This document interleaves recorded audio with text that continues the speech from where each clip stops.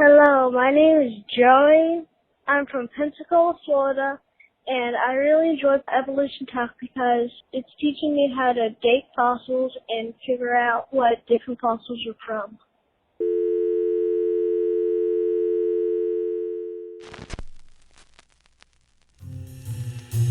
There is grandeur in this view of life. Welcome to Evolution Talk with Rick Coast, an introduction to the oldest story ever told.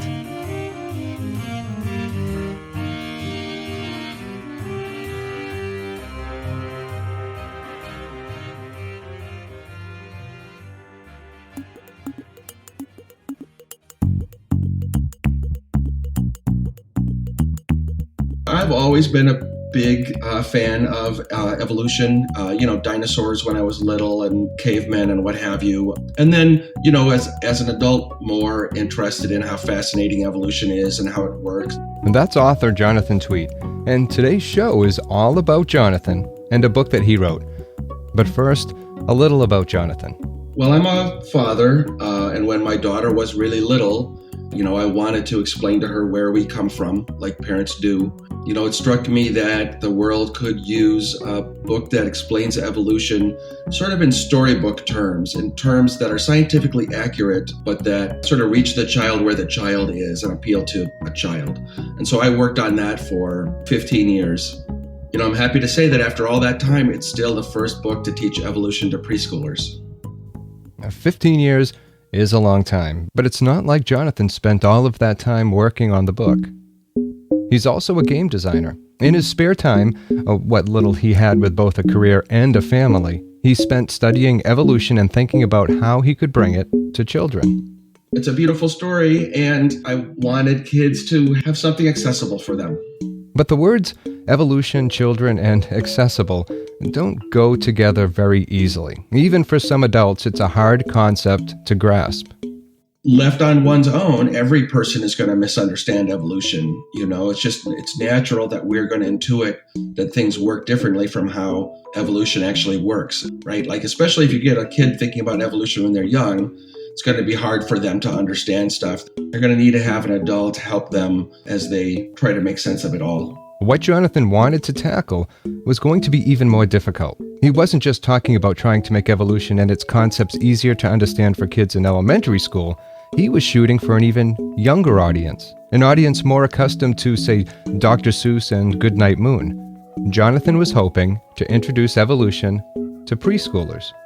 But first, he had to do some market research. Plus, there was always the chance that he was entering a market glutted with books about evolution. I thought it was going to be another book for kids about evolution for preschoolers. What he found out was surprising. Not only was the market scarce, it was as bare as old Mother Hubbard's cupboard. So Jonathan went to work. For years and years, I was planning on doing this the regular way, right? I had a manuscript that I was going to ship off to a publisher in New York or something.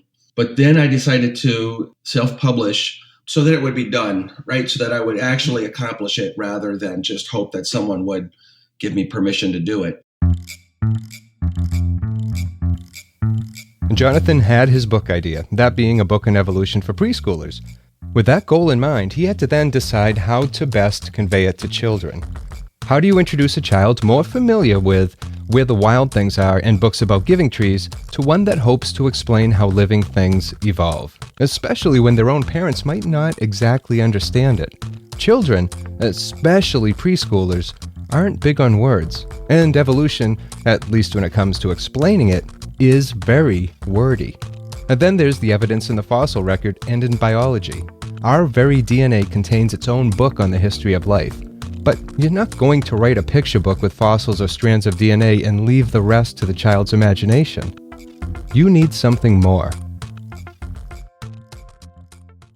One of the things that I really liked about it, and I'm sure you've heard this from everyone who's seen the book and who you've talked to, but the fact that you get the children's attention by using motion or having them, wiggle is a perfect example.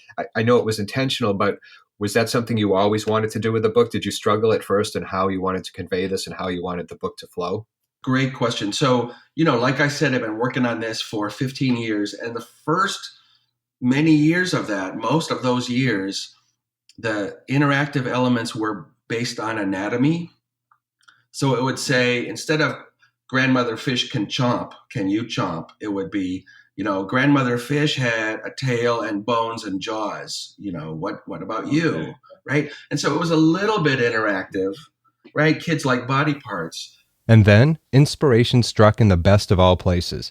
Remember Darwin's hot little primordial pond that gave birth to all living creatures? Well, it can give birth to ideas as well. I literally had a eureka moment, sitting in the hot tub where it hit me, and I yelled and I shook, and I realized it's got to be motions. It's got to be mimicry, right? Because that gets a kid going when they themselves in their own body are doing something, right? And then of course it is about them. It was in that hot tub that the book that would become Grandmother Fish reached what was to be a crucial state in its own evolution. All Grandmother Fish needed now was for someone to bring it to life visually. As luck would have it, in my extended circle is Karen Lewis. Karen is a children's science illustrator. So when she heard about this book, she knew that it was a book she could really contribute to, not just provide art for, but really do something special for, and she did. And like I said earlier, you don't want to parade a book out to preschoolers that's full of pictures of fossils or even picture-perfect animals. For kids, you need to bring the animals on the page to life. They need to become living, breathing friends to them. Therein lies the tricky part. Many of the animals in Grandmother Fish are no longer with us, having died out many millions of years ago. Now, Jonathan wanted to reanimate them and remain true to the animal's nature and what it looked like. Not just the animal, but even the environment that it found itself in. It was a challenge that both he and Karen were willing to take on. A lot of science illustration sort of looks like an illustration of a taxidermy specimen. This proportions are all right or what have you, but there's no life in the eyes. There's no expression on the face. Karen knew she would be perfect for this project, and boy, she was. So he had to appeal to both children and the parent of the child who just might also be a scientist. She can create an image of an extinct animal, and a scientist will recognize it as which animal it is, and a child will recognize it as a friendly, attractive character. Now that he had a gifted illustrator to help him bring his vision to life, he also needed to do something else. Bring that vision to life in an honest way. And like he said a few moments ago, he wanted to create animals that a scientist familiar with the period would recognize. And there wasn't only one period to cover. What Jonathan and Karen were tackling was the entire history of life from Grandmother Fish to you and I. And so he needed to tell people. He needed to reach out to the experts. Honestly, the book would not have been as good if I had just written a manuscript and sent it off. By working with people and encouraging people to chime in, we were able to really make the book better. And chime in they did. When people heard about the book that I was doing, their eyes would light up. It really is the positive response that I got from people that turned this book into what it is. It was the type of feedback Jonathan began to get from the experts that moved the book along a very special path. You might be surprised that the most important feedback we got was sort of poetic rather than technical. Poetic and something else. So two of the scientists, especially Eric Mickel from the National Center for Science Education, they said that the message that the child should get is that all Earth life is related. We're all related, right? That's a poetic or a spiritual statement. A spiritual statement. I like that a lot. There's something spiritual in the fact that everything is connected. All life, from the smallest bacterium to an elephant, shares something in common. Everything is related. We are all distant cousins. Well, some more distant than others. Now, there's something comforting in that. Yes, you could even say spiritual. Darwin's Tree of Life is a perfect example of this also. You can see in his own simple illustration that life branches off in many directions. That tree has become a symbol of sorts, a symbol of connection, a symbol of life. It's why when you turn to the back of Grandmother Fish, you will find it there as well. There's a 2-page tree at the back of the book, and that's sort of the whole evolutionary tree of life in sort of an abbreviated form. So children can go back and see Grandmother Fish and Grandmother Reptile and Mammal and Ape and Human and all their cousins and whatever, and then they're all on this tree with all sorts of other animals. Well, that's a huge amount of detail, right? Like where every split occurs on every branch is not just random, it's not just aesthetic. And the tree almost didn't make the book. It was Karen's idea. She knew that kids would love it and that it would be a centerpiece and it would be it's a great sort of finisher on the book. You get to the end of the story and then there's the tree. You know, once again, she is much more than an artist. We're really creative partners. And that's the amazing thing about Grandmother Fish. At face value, it's a picture book for children. One where they can mimic their favorite character or even get lost in the artwork. The faces are friendly there. Even when Grandmother Fish is about to make a meal of a sea scorpion, there's no malice present. It's just life. And that's where the depth of the book really opens up. Evolution is about life. This is the true story being told as you turn the page. Evolution is, not an abstract thing you can believe or not believe. Like, it's the fundamental explanation of how everything is the way it is. And that's what Jonathan sought to capture with words and Karen to illustrate. Evolution is not one story, it's many. Evolution does not work the way our brains evolved to understand stories. We are all characters in the same story, one where there is no intention, goal, or design.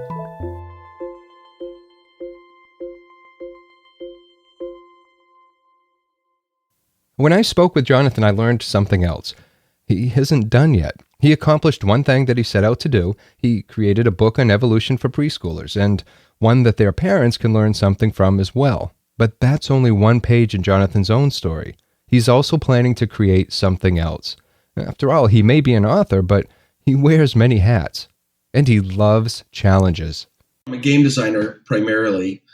The issue of how do you make a game with an evolutionary theme that gets the science right, that is really hard to do. Again, evolution does not work the way a game player works. If you're playing a game, you have a plan, you're going down a path.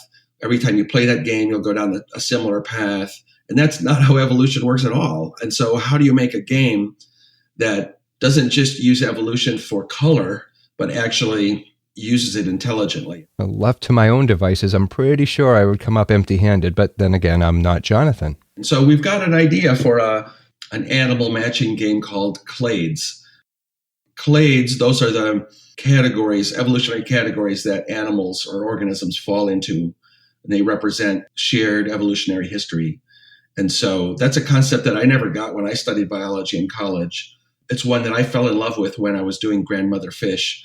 And so we'll have a card game, a smart card game that grown-ups can play with kids that's based on the theme of Clades. So we have that to look forward to as well. If you want to stay up to date on Jonathan's activities and hear up-to-date news on what's next, you can go to grandmotherfish.com and join Jonathan's email list.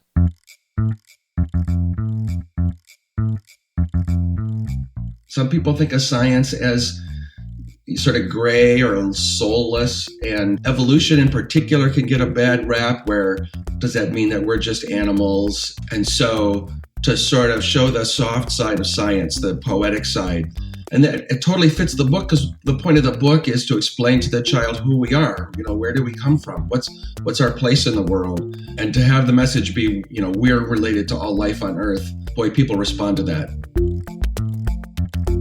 For a lot of us, evolution can be, it's almost a spiritual message that we're related to all living things. And, our history goes way back on this earth. And I think it's something positive that people can come to. It's like it's our story. Secular people don't have an ideology that we all have to ascribe to or what have you. So it's hard to get us to all to agree on something or all get behind something. But, evolution is our story. It's a story of life on Earth. Everybody can be part of that story however they want. Nobody owns it. Nobody controls it. and people love it and respond to it. And so I'm really honored to be able to be part of that for people.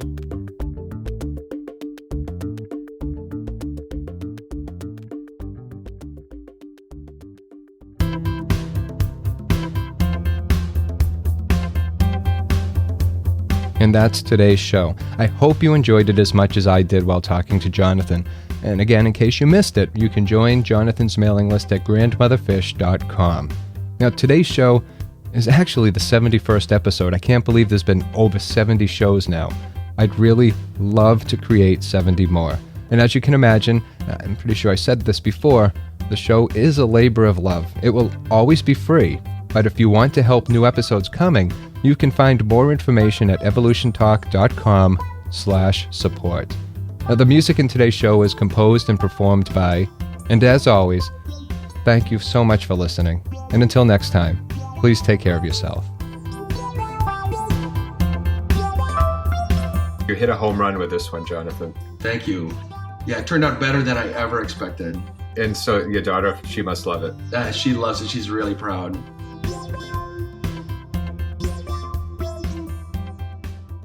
Evolution Talk is a Rick Coast production.